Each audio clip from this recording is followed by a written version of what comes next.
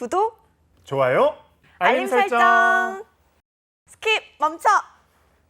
아니 저희가 어제 이제 한국농어촌공사 채용 공고를 살펴봤는데 제가 느끼기엔 굉장히 복잡하다라고 느꼈어요. 그래서 이제 자기소개서 같은 경우도 좀 적부로 들어가는 것 같지만 그래도 어렵지 않을까라는 생각이 드는데 어떤가요? 다행히 자기소개서는 그렇게 어렵지 않다라고 또 희소식을 전해드릴 수 있을 것 같은데요. 그래도 저희가 또 우리 취준생분들께서 어렵게 느끼실 항목이 한 항목이 있기는 합니다. 그래서 제가 오늘은 아마도 4번 항목에서 좀 마지막까지 발목을 잡고 계실 것 같은데 여기에 대한 좀 꿀팁을 제가 오늘 가져와 봤습니다. 꿀팁이라고 하니까 굉장히 네. 좀 기대가 되는데 사실 뭐 내일 서류 마감이잖아요. 그래가지고 많은 분들이 좀 아직은 고민하는 분도 있을 거고 여러 가지 머리를 이제 굴리는 분들이 많으실 텐데 어떤 식으로 항목이 구성이 돼 있는지 먼저 간략하게 살펴보도록 하죠. 네, 좋습니다. 그 전에 네. 제가 꼭 주의사항을 하나 주의사항이 당부드리고 있군요. 네. 싶은데요. 우선 다른 주의사항 같은 경우에는 대부분이 이제 여러분이 알고 계시는 주의사항인데요. 복사 붙이기 할 때 유의해 주세요라는 주의사항이 있어서 이걸 제가 꼭 소개를 한번 해드리고 넘어가면 좋을 것 같다는 생각이 들었어요. 그래서 여러분들이 그 채용창에 입력을 하실 때 잘못 입력이 되는 경우나 잘려서 입력이 되는 경우가 있거든요. 프로그램을 정해줬어요. 메모장에 작성했다가 복사 붙이기를 이용해라라고 했기 때문에 이 부분만 꼭 주의를 해주셨으면 좋겠다라고 마지막이니까 내일 또 접수하실 테니까 제가 한번 짚어드리고요. 항목 간단히 알아보도록 하겠습니다. 네. 자, 1번 항목에서 우리 공사에 지원하게 된 이유는 무엇인지 기술하고 지원 동기가 어김없이 나왔습니다. 그리고 본인의 역량 및 강점을 공사의 4가지 인재사항, 전문성, 소통 능력, 고객 감동, 혁신성과 연계하여 구체적으로 기술해달라라고 했습니다. 해당 항목에서는 인재상 중에 내가 어디에 제일 부합하느냐라는 부분이기 때문에 여러분들이 이 포인트 잘 맞춰서 작성해 주셔야겠고요. 조직 적합성이라든지 조직 이해도를 평가하는 항목이다라고 보시면 되겠습니다. 항상 1번 항목 가장 잘 작성해 주셔야겠죠. 딱 처음 만나는 항목이기 때문에 여러분들이 좀 힘을 줘서 작성하시면 좋을 것 같고요. 2번 항목에서는 지원 분야와 관련하여 전문성을 향상시키기 위한 본인의 노력과 성과에 대해 구체적으로 기술해달라. 1번, 2번 항목은 어떤 기업 불문하고 꼭 나오는 항목인 것 같아요. 2번 역시 직무 역량, 직무 전문성 부분을 어필하시면 되겠습니다. 그리고 3번 항목에서는요, 공통의 목표를 달성하기 위해서 의견이 다른 구성원들과 소통하여 성공적으로 협업을 이루었던 경험에 대해서 기술하세요라고 되어 있습니다. 모든 기업의 현재 핫 키워드는 협업입니다. 그런데 우리 농어촌공사 같은 경우에는 의견이 다른 구성원과의 의견을 조율했던 경험을 써라라고 구체적으로 상황을 제시해 줬거든요. 여러분들이 이 부분을 꼭 생각해 보셔야겠습니다. 이 과정에서 여러분들이 얼마나 조직에 잘 적응할 수 있는가, 협업을 할 수 있는가, 그리고 또 문제 해결 능력이 있는가를 평가하는 항목이다라고 볼 수가 있겠습니다. 그리고 대망의 마지막 항목인데요.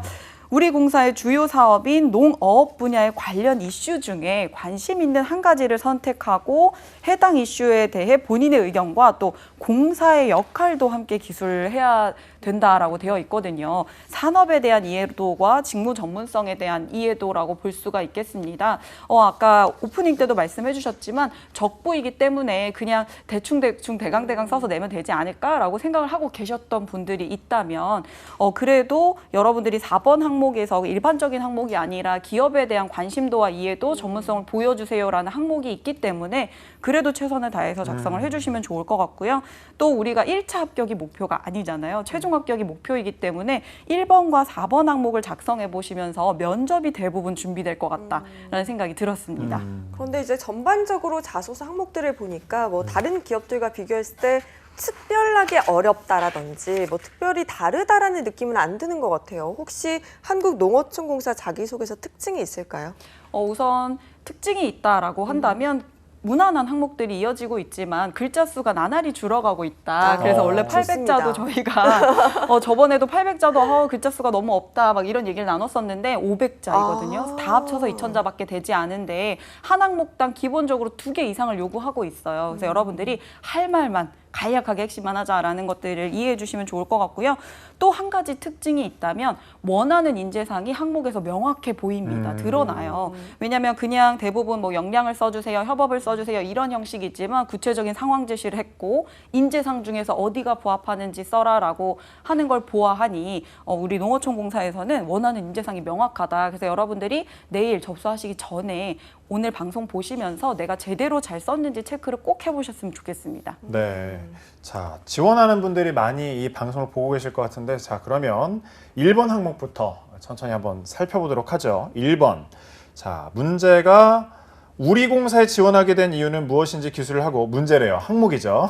항목이 우리 공사에 지원하게 된 이유는 무엇인지 기술을 하고 본인의 역량 및 강점을 공사의 4가지 인재상, 그러니까 전문성, 소통 능력, 고객 감동, 혁신성과 연결해서 구체적으로 기술해 주십시오. 한 항목의 지원 동기 인재상에 따른 역량 강점까지 함께 묻고 있어요. 뭐 어떻게 해야 돼요, 이거? 제대로 느끼신 것 같아요. 네. 이거 문제입니다, 지금. 네. 거의 풀어야 되는 문제다라는 느낌이 드는데요. 네. 왜냐면 정답이 있어 보여요. 그렇죠? 그래서 일단 지원 동기 같은 경우에는 해당 항목에서는 좀 어떤 직무 관심도와 이해도 이런 것들을 평가한다라고 본다면 여러분들이 한국농어촌공사의 지원 동기라면 일반적인 지원 동기보다는 좀 더 사명감 있는 지원 동기이면 좋겠다라는 생각을 했었거든요. 그냥 농어촌공사가 얼마나 우수한지 내가 얼마나 이런 노력들을 해왔는지 이런 것들보다는 잠시 접어두시고 농어촌공사 같은 경우에는 여러분들이 뭐 일반적으로 국민을 위해 일하겠습니다, 공익을 위해 일하겠습니다 이런 것보다도 좀 더 가치 있는 자소서를 써주시면 좋을 것 같은데요. 농어촌과 함께 사회적 가치를 실현하겠다라든지 또는 어떤 이런 사회적 가치를 실현하는 중요성이라든지 이런 사업의 중요성을 꼭 작성을 해주셔야 되는 기업 중에 하나입니다. 그리고 또한 현재 대한민국의 이 농어촌 사업에 대한 또 필요성, 중요도 그리고 방향성 이런 것들을 제시를 해주시면서 내가 여태까지 쌓아왔던 어떤 역량을 발휘해서 이런 가치를 함께 실현하고자 합니다. 이런 비전을 저도 함께 동참하여서 더 좋은 가치를 좀 창출해내고자 합니다. 라는 부분들의 좀 벙벙한, 마음이 좀 벙벙한 느낌의 가치관 중심의 지원 동기를 써주시면 좋겠다라는 생각이 좀 들었습니다. 그래서 여러분들이 꼭 작성해 주셔야 되는 건 그런 가치에서 내가 직무적으로 이런 걸 기여하려고 한다라고 마무리를 해주시면서 일단 한 섹터를 마무리해 주시면 되겠습니다. 네, 그럼 솔직히 이제 항상 나오는 질문이긴 하지만 가장 고민이 되는 것 중 하나인 것 같아요. 지원 동기 어떻게 작성하는 게 좋을까요? 맞습니다. 그럼 어떤 가치를 함께 실현할 것이냐라는 문제를 우리가 풀어보자면 한국농어촌공사의 비전은 당연히 보셨을 것 같아요. 근데 제가 한 가지 더 보고 작성하셨으면 좋겠다라는 것이 있었는데요. 홈페이지 들어가시면 농어촌공사의 임무가 있습니다. 이것까지 보시면 좋을 것 같아요. 공사는 환경 친화적으로 좋은 단어가 또 나왔습니다. 농어촌 정비 사업과 농지은행 사업을 시행하고 농업 기반 시설을 종합 관리하여 농업인의 영농 규모 적정화를 촉진함으로써 농업 생산성의 증대와 농어촌 경제, 사회 발전에 이바지하는 것을 목적으로 한다라고 되어 있기 때문에 이런 목적을 함께 시행하고 싶다. 그리고 그런 목적을 시행하기 위해서는 이런 역량이 필요할 것 같다. 이런 방향성, 이런 인재가 필요할 것 같다라는 식으로 그래서 제가 지원하게 되었습니다. 라고 한다면 그것이 지원 동기가 될 수 있겠죠. 인재상에 따른 또 역량이라든지 이런 건 좀 어떻게 풀어봐야 될까요? 우선 인재상을 보통 어떤 역량이 필요한지 쓰세요라고 되어 있는데 4가지 중에 골라 쓰세요라고 했거든요. 네. 그래서 인재상을 안 살펴볼 수가 없겠습니다.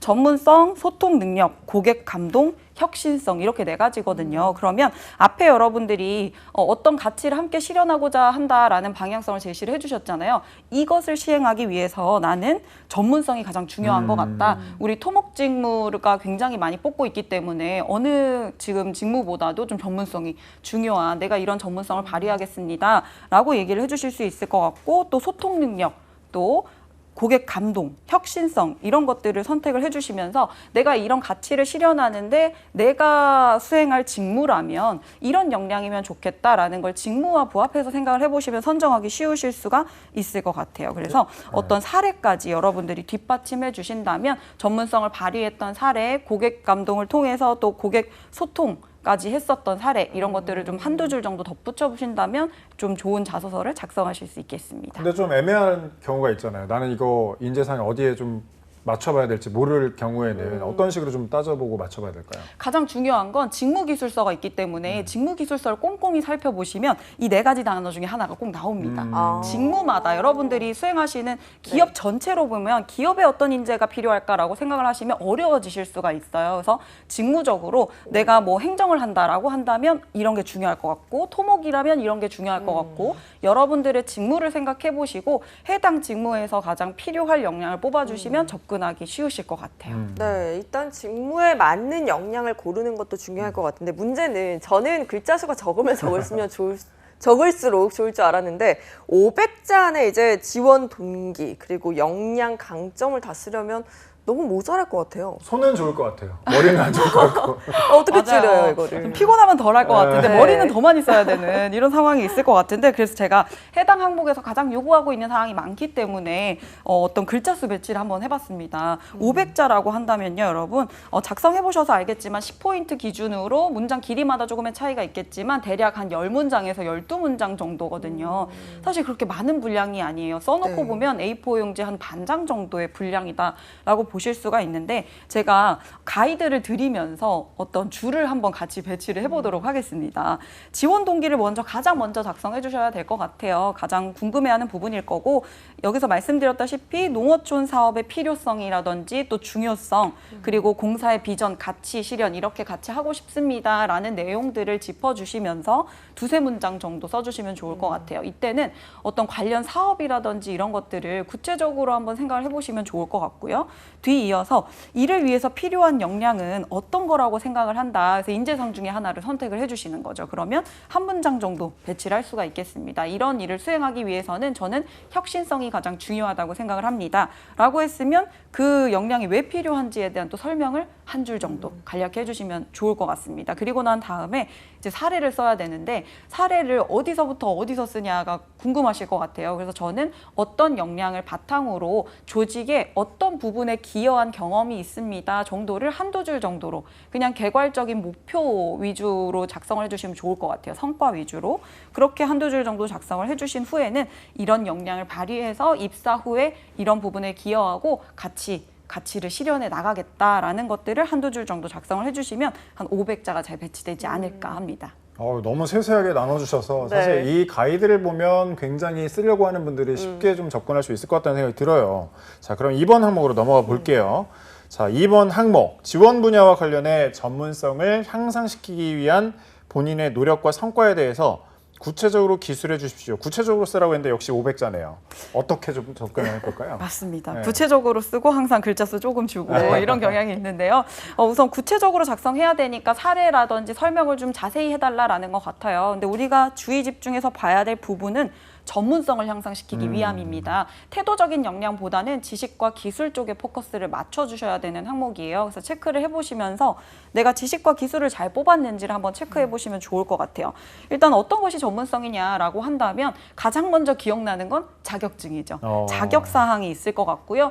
또 전문성을 발휘하고 또 전문성을 갖추기 위해서는 자격증보다도 조금 더 임팩트 있는 것이 실무 경험이 되실 수가 있을 것 같아요. 근데 뭐 신입직이기 때문에 뭐 거창한 실무 경험이라기보다는 여러분들이 어떤 직무를 경험해 보실 수 있었던 인턴 경험 있으시면 좋을 것 같고요. 없다 하더라도 프로젝트라든지 학교에서 했던 활동들 이런 것들이 될 수 있을 것 같아요. 그래서 기술 부분에서는 자격사항 부분에서는 공학 인증 과목을 이수했다라든지 전공 과목에서 내가 특히 점수가 좋았었던 과목 있죠. 그런 것들도 좋을 것 같고요. 또 내가 학부에서 주안점을 두고 연구했던 내용들 또는 공모전 수상 내용 또는 교육 이수 내용, 연구 프로젝트 이런 것들이 있을 수가 있겠고요. 직무 경험이라고 한다면 실습이나 견습 나가셨던 것도 좋을 것 같고 인턴 경험이라든지 그런 것들이 없다면 여러분들이 어떤 그 활동을 하시면서 프로젝트 활동이라든지 그리고 학부 때 했던 공모전 이런 것들을 작성해 보시면 좋을 것 같습니다. 이 2번 항목 어떻게 작성해야 할지 예시를 또 챙겨오셨다고요? 맞습니다. 아무래도 이 부분은 보여드리는 게 좋을 네. 것 같아서 사례를 하나 가져와 봤는데요. 함께 보시죠. 유지관리 부분에서 효율적인 업무 수행을 위해서는 안전관리 능력이 필수적이라고 생각합니다. 학부 시절에 집안공학설계팀 프로젝트에서 옹벽의 안정성 및 최적의 단면 설계를 통해서 모의 실험을 했던 경험이 있습니다. 아무래도 인턴 경험이 또 있으면 좋겠지만 없을 수도 있기 때문에 제가 없는 케이스를 가져와 봤어요. 이런 모의 실험 경험 같은 거 좋겠죠. 쭉 읽어보다 보면 안전 설계 내용을 보고서로 작성했다라는 부분들도 역량을 피력할 수가 있겠고 또 여러 가지 이런 모형을 제작해보면서 구조물의 안정성 조건에 만족하는 것이 쉽지 않다는 걸 배웠다. 그래서 합리적인 설계라든지 시공법 제시를 위해서는 토목공학의 전반적인 지식을 상호 연계해서 학습하면서 기본기를 다지는 게 중요하다라고 생각해왔고 그렇게 해왔다라고 하면서 이제 내가 어떤 도움이 될 것 같다라는 부분에서는 구조물, 시설물을 이용하는 국민이 더 안전하게 기반을 마련하겠다라고 했었고요. 준공 후 또 구조물의 안전 기준을 정비하거나 적정 시기를 놓치지 않도록 유지 관리를 잘하겠다라고 해서 어떤 직무를 잘 이해하고 쓴 자소서다라고 생각을 해볼 수 있겠습니다. 네, 이 방송 보고 있는 그 지원자들이 친절한 윤쌤이라고 생각을 네. 하실 것 같아요. 정말 세세하게 아주 차근차근 꼭꼭 씹어주고 계시는데 자 그러면 이번 항목도 한번 구성 팁을 알려주신다면 어떻게 할까요? 앞서 보셨던 예시처럼요. 두 가지식으로 딱 나는 어디에 기여하겠습니다. 이런 전문성을 길러왔습니다. 라고 얘기를 해주시고요. 그리고 난 다음에 해당 전문성이 직무 수행에서 왜 필요한지 이 부분이 정말 중요하거든요. 제가 늘 강조드리는 부분입니다. 근데 대부분 제가 늘 말씀드리지만 어떤 사례병에 걸려 있다라고 이제 말씀을 드리거든요. 얘기를 하고 바로 사례를 붙이면 사실 귀에 잘 안 들어와요. 그래서 네. 이 전문성을 내가 갖추고자 한 이유가 있을 것입니다. 그걸 꼭 작성을 해주시면 좋을 것 같고요. 그리고 이제 사례가 나와주시면 좋을 것 같습니다. 사례에서는 어떤 그 과정을 여러분들이 작성을 해주시고요. 이어서는 성과 중요합니다. 이 성과는 뭐 구체적으로 어떤 내용을 배웠다라든지 꼭 뭘 자격증을 취득했다 이런 것들이 아니더라도 이 과정에서 느낀 점도 성과가 될 수 있겠습니다. 그리고 입사 후에 기여 방안을 작성해 주시면 해당 항목도 클리어하실 수 있습니다. 네, 솔직히 이렇게 1번, 2번 쌤이 알려주신 대로 차근차근 적어나가면 금방 이렇게 채워나갈 수 있을 것 같은데 저희가 3번 항목은 또 어떻게 해볼지 한번 살펴보도록 할게요. 공동의 목표를 달성하기 위해서 의견이 다른 구성원과 소통하여 성공적으로 협업을 이루었던 경험에 대해 기술해 주십시오. 요즘 모든 기업에서 나오는 거 아닌가 싶어요. 협업, 소통 어떻게 써볼까요? 유독 많이 네. 보이는 항목이죠. 정말 중요합니다. 면접에서도 여러분들이 꼭 강조해 주셔야 될 부분이고요. 협업 같은 경우에는 조직 적응 이게 가장 중요하기 때문에 여러분들이 이 항목을 좀 집중해서 작성해 주실 필요가 있겠는데요. 재미있는 점은 의견이 다른 구성원과 소통하여라는 항목을 넣었던 이유가 있을 거라고 생각을 합니다. 가장 많이 채용하고 있는 토목직군을 보더라도 그냥 사무실에서 일을 하는 것이 아니라 굉장히 현장에서 활발하게 움직이셔야 될 직군 중에 하나이다 보니 굉장히 이해관계 충돌이 많은 직업 중에 하나라고 합니다. 그리고 또 우리 직접 현장에 뛰어가서 또 여러 가지 조율을 해야 되고 그러다 보면 얼마나 많은 갈등이 발생을 하겠습니까? 그래서 그냥 단순히 나는 뭔가 조직에서 잘 적응하고 갈등을 원만하게 해결하고 이런 것보다는 제가 생각할 때는 어떤 갈등 상황을 딱 마주해서 의견의 대립을 충돌을 맞닥뜨렸을 때 이런 것들을 잘 해결하고 회복 탄력성을 가지는 인재가 좋은 인재다라는 생각이 들거든요. 그냥 우리 다 잘 지내라는 협업에서 좀 더 나아가서 나는 어떤 갈등 상황을 마주치더라도 적극적으로 이 피드백을 반영하고 그리고 내가 개선할 점 얼른 개선하고 다른 사람의 의견에 어떤 관철시켜야 될 때가 있다면 또 나의 인성을 활용해서 잘 완충작용을 해 나가면서 약간 스프링 같은 인재를 저는 생각을 했거든요. 금방금방 회복하고 다시 또 문제를 향해서 나아가는 인재다라는 그런 포인트를 보여주시면 좋을 것 같다는 생각이 들었습니다. 네, 소재 선정하고 스토리 구성이 좀 중요할 것 같은데 어떤 식으로 해야 될까요? 이제 머리를 막 싸매고 고민하고 계신 것이 그럼 어떤 의견 충돌이 있어야 되냐. 그러니까. 도대체 내가 살면서 별로 의견을 충돌해본 경험이 없다. 막 이런 얘기 많이 듣는데요. 사실은 어떤 의견 충돌이건 상관없습니다, 여러분. 그래서 거기에 너무 포커싱을 하시다 보면 큰 의견 갈등을 경험한 경험이 우리가 많지 않기 때문에 방법적인 부분에 포커스를 맞춰주시면 좋을 것 같다는 생각이 들었습니다. 그래서 방법적인 부분이다라고 한다면 제가 좋은 또 예시를 아. 여러분들이 사례병에 걸려 있다면 저는 예시병에 걸려 네. 있는 것 같은데요. 제가 봤던 자소서 검토하면서 정말 많은 사례들을 보거든요. 그런데 이런 갈등 해결 문제가 참 어려운 것 같은데 제가 외울 정도로 임팩트 있었던 사례가 하나 있었거든요. 그래서 팀 조별 과제를 하면서 어떤 대회에 나가는 학부 때 그런 과정이 있었습니다. 그런 상황에 있었던 지원자가 있었는데 대회에 출전하고 의지력이 강한 사람들이 모이다 보면 아이디어의 조율이 안 되는 거죠. 그쵸. 그리고 우리가 또 적극적인 사람들만 4명이 모여 있다 보면 조율이 전혀 안 되잖아요. 그래서 자기 의견만 막 주장을 네. 하고 있는 상황이어서 이건 뭐 대회에 출전하기는커녕 이제 의견 조율도 못 하겠다라는 생각을 하고 있었다고 합니다. 그래서 팀장을 맡으신 이 지원자 분께서 고민을 하다가 막 이제 회의 상황에서 이야기가 날아다니는 상황인 거죠. 그거는 아니고 뭐 저건 아니고 네. 이런 상황에서 곰곰이 생각했다 다 그만 멈춰라 라고 한 다음에 종이를 한 장씩 나눠주고 여기다가 의견을 한번 적어봐라. 그들이 주장하고 있는 아이디어와 그리고 이 아이디어가 왜 필요한지 그리고 어떤 약점들이 있을 수 있는지를 한번 적어봐라 라고 했다고 해요. 여기까지 읽었을 때는 뭐 그럴 수 있지라고 생각을 했었는데 네. 그런 후에 이 종이를 옆 사람에게 한 칸씩 나눴다고 합니다. 그러니까 내가 내 걸 읽지 못하게 한 거죠. 네. 옆 팀원의 사례를 각자 발표하게 했다고 해요. 그러니까 이거 뭐 안 들을 수 없는 상황인 거죠. 다른 사람의 아이디어를 읽어야 하니까. 네. 그러다 보니까 내게 제일 좋다라고 주장하던 이 팀원들이 다른 사람의 의견에 조금 귀 기울이게 되고 그 과정을 통해서 원만하게 의견을 일치하고 대회에 수상할 수 있었다라는 내용을 써줬던 지원자가 있었거든요. 방법적인 부분이 창의적이었던 것 같아요. 그래서 네. 물론 뭐 그 정도는 나도 할 수 있을 것 같은데 라고 생각하실 수 있지만 이런 색다른 방법을 생각해냈다는 거, 이 문제를 해결하려고 하는 의지가 있었다는 거, 이런 과정이 중요하거든요. 대회에 나갈 아이디어에서 의견 충돌이 있었습니다. 이거 소재는 뭐 너무 뻔한 소재잖아요. 그런데 내가 그 안에서 그래도 네. 내가 리더로서 뭔가 이걸 돌파구를 찾기 위해 노력을 했었다라는 부분이 저는 굉장히 인상 깊게 이렇게 외울 정도로 갖고 있었어요. 저는 근데 이제 듣다 보니까 사실 뭐 이런 예시 같은 경우는 굉장히 뭐 취준생들이 좋아할 것 같아요.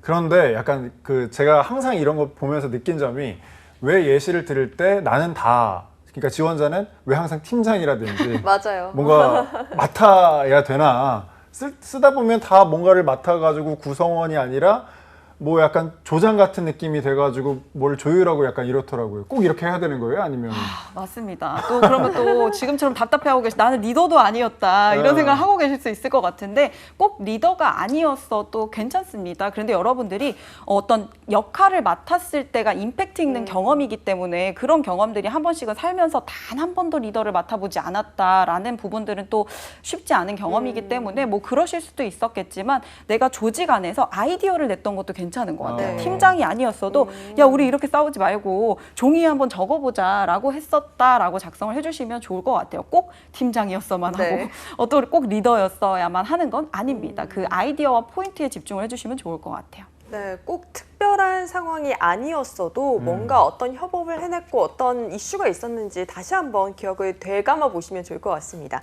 그렇다면 이제 자기소개서 마지막 항목, 쌤이 좀 고민할 법한 질문이다 하셨던 4번 항목 확인해 보도록 할게요. 우리 공사의 주요 사업인 농업 분야 관련 이슈 중 관심 있는 한 가지를 선택하고 해당 이슈에 대해 본인의 의견과 공사의 역할에 대해 기술해 주십시오. 이것도 많은 기업들에서 묻고 있지만 가장 고민되는 문제인 것 같아요. 항상 요즘 마지막 항목에서 기업 네. 이슈를 물어보는 것 같아요. 그래서 조금 어렵게 나오면 우리 공사가 나아가야 될 방향까지 이제 묻는 경우가 있는데 그걸 신입의 입장에서 이거 쓰기가 그쵸. 참 어렵거든요. 그래서 이 부분이 가장 고민이 많으실 것 같아요. 차라리 농업 분야에 관련 이슈다라고 하면 여러분들이 그래도 작성을 하실 수가 있을 것 같은데 공사가 어떤 역할을 해야 되는지를 물었다라는 것은 공사의 역할을 이해하고 있는 지원자가 필요하다라는 거거든요. 공사에 잘 맞는 인재가 필요하다. 사업에 대한 이해도가 있는 지원자가 필요하다라는 것이고요. 이 부분은 실무적인 시각을 보여주실 수 있는 항목이다라고 볼 수 있을 것 같아요. 사실은 1번부터 우리 3번 항목까지는 워낙에 다 비슷비슷한 경험들을 해오셨고 또 그 안에서 변별력을 찾기가 참 어려운데요. 자소서를 검토하면서 4번을 딱 먼저 읽어보면 준비했구나 하는 느낌이 바로 들 수가 있는 항목이거든요. 그래서 왜냐하면 사실은 이 농어촌 공사만을 준비하고 내 인생의 농어촌 공사만을 목표로 이렇게 취준을 달려오셨다기보다는 아무래도 뭐 농어촌 공사 준비하시는 분들은 한전도 네. 같이 많이 준비하시고 하다 보니까 이런 것들을 감안해 본다면 사실 농어촌 공사 입장에서는 농어촌 공사만을 목표로 해왔던 우리 기업에 꼭 맞는 인재를 또 선별하고 싶어 할 것 같습니다. 그렇기 때문에 여러분들이 4번 항목에서는 내가 평소에 관심이 있었다라는 것들을 보여주기 위해서 사업에 대한 조사를 굉장히 많이 하고 계셨을 것 같은데요. 저도 방송 나오기 전에 이제 제가 작성하는 그 글이 있었는데 거기에다 농어촌 이슈에 대해서 작성을 했는데 하루에 제 방문자 수 1에 가장 많은 조회수가 나왔거든요. 네. 그래서 지금 방송한다고 엄청 홍보를 많이 해놨었는데 그만큼 고민이 많으신 부분인 것 같아요. 그래서 제가 이 부분도 여러분께 손수 떠먹여드리기 위해서 또 자료를 또 준비해 왔습니다. 아유, 그 자료가 궁금한데 사실 뭐 네. 덕분에 오늘 시청률이 굉장히 많이 올라가야겠네요. 우리 친절한 윤쌤, 따뜻한 윤쌤, 또 잘 떠먹여주는 넉넉한 윤쌤 하면서 네. 뭐 해시태그까지 달릴 것 같은데 어떤 그런 팁을 주실 건가요? 네, 우선 여러분들과 함께 이슈를 한 2가지 정도는 짚어볼 수가 있을 것 같습니다. 가장 먼저 이슈는 기후변화일 것 같아요. 좀 저도 최근 들어서 과거를 쭉 생각해보면 사실 너무 덥다, 너무 맞아요. 춥다 이런 것들은 좀 안 느꼈었거든요. 또 미세먼지도 마찬가지고요. 우리 초등학교 친구들이 하늘을 회색으로 칠한다고 하더라고요. 파란 하늘이 많이 없다 네. 보니까 그런 친구들도 있다고 해서 제가 굉장히 충격적이었었던 경험이 있었는데 그것처럼 전례 없는 태풍에 장마에 폭염에 한 번 뭔가 찾아오면 거의 1에서 10으로 폭염이 오면 엄청 덥고 이런 것들이 근데 가장 직격탄을 받는 부분이 농업 분야일 거라고 생각을 합니다. 그래서 이 부분을 체감하고 피해를 입는 산업이기 때문에 농어촌 공사 역시 공사가 어떤 역할을 해야 되냐 이런 기후변화에 대응하고 지속적으로 연구를 해서 농업 분야에 종사하시는 분들 그리고 그런 어촌 이런 것들에 계속적인 지원을 해야 될 방향성이 있겠다라는 것들을 작성해 주실 수 있겠고요. 또 2번째로는 농촌 고령화 문제가 있을 것 같습니다. 늘 이슈가 되어 왔었는데요. 거의 한 10년 전부터 이슈가 됐을 것 같아요. 농업의 굉장히 큰 이슈인데요. 농림어업에서도 이번에 농림어업 총조사 결과를 보면요. 고령화 문제라든지 또 산업단지나 택지 조성을 함으로 인해서 계속해서 농림어가 자체가 감소하고 있다라는 결과를 발표한 적이 있었거든요. 이런 것들, 이런 수치들 작성해 주시는 거 좋을 것 같습니다. 전문성을 조금 더 갖추실 수 있기 때문에 검색을 좀 해보시고 이런 수치들만 보아하더라도 이런 농촌 고령화 문제가 심각해져 있고 물론 공사에서 이를 위해서 노력을 열심히 하고 있지만 또 이런 방향으로 노력을 해주면 좋을 것 같다라는 여러분의 견해를 보여주신다면 좀 더 나을 것 같다라는 생각이 들고요. 그런데 아마 방송을 보시면서 내가 쓴 건데 라고 생각을 하고 계시는 그러니까요. 분들이 계실 것 같아요. 왜냐하면 너무 많이 작성하시는 부분이기 때문에 이거 말고 뭔가 작성할 게 없을까라고 막막하게 생각하셨던 분들이 있을 것 같거든요. 그래서 제가 꼭 또 소개를 해드리고 싶은 자료가 있어서 가지고 나와봤습니다. 네. 검색을 하실 때요, 여러분 한국농촌경제연구원에 들어가셔서 농업관측센터가 있습니다. 반드시 들어가 보시고 관측 정보 카테고리를 클릭을 하시면요, 가장 상단에 21년 10대 농정 이슈가 나옵니다. 이슈들이 고령화라든지 기후 문제 말고도 10가지의 농정 이슈가 있어요. 이런 걸 보면 방향성을 제시하시기에 굉장히 좋거든요. 그래서 10대 농정 이슈를 함께 살펴본다면 탄소 중립 문제도 나와 있고요. 이것이 네. 또 전 세계적으로 이슈이기 때문에 이런 것도 농업에서도 반영이 되기 때문에 이런 방향성을 제시해 주신다면 그래도 고령화라든지 기후변화 말고 좀 더 전문적인 부분 보여주실 수 있겠고요. 스마트팜이 지속적으로 확대가 되고 있고 온라인 도매 유통 체계 또 청년 농업인 육성 뭐 이런 자료들이 굉장히 많습니다. 근데 좋은 점은요. 우리가 고민하는 건 이슈를 찾는 게 어려운 것이 아니라 이 사업에 대해서 분석하고 방향성에 대해서 제시하고 이런 것들이 어렵잖아요. 근데 여기에 어떤 방향으로 일을 추진해야 되는지까지 나와 있습니다. 그래서 읽어보시고 여러분들의 직무와 합쳐보신다면 내가 전에 그냥 생각했던 것보다는 좀 더 내용을 풍성하게 가져가실 수가 있을 것 같아요. 그래서 정말 많은 힌트를 얻으실 수 있는 자료이기 때문에 여러분들이 꼭 한번 보시고 이 방향성을 설정하신다면 그래도 좀 차별화된 차별성 있는 자소서를 작성하실 수가 있겠습니다. 네, 정말 윤쌤 나오실 때마다 느끼는 거지만 저희가 더 이상 질문할 게 없을 그러니까요. 정도로 너무 많이 준비를 해오셔서 저희가 취준생 여러분을 대신해서 정말 감사드린다는 말씀을 하고 싶습니다. 지금 한국농어촌공사 지원을 하실 지원자분들을 위해서 마지막 한 말씀 부탁드릴게요. 네, 여러분들 내일 이제 지원 마감하실 텐데요. 오늘 방송 한 번 더 보시면서 반드시 그 포인트를 체크하시고 한국농어촌공사 같은 경우에는 바라는 인재상이 명확하고 그리고 써야 하는 방향성이 명확하기 때문에 그 부분 잘 챙기셔서 최종 합격까지 가시기를 저도 늘 열심히 준비해 오겠습니다.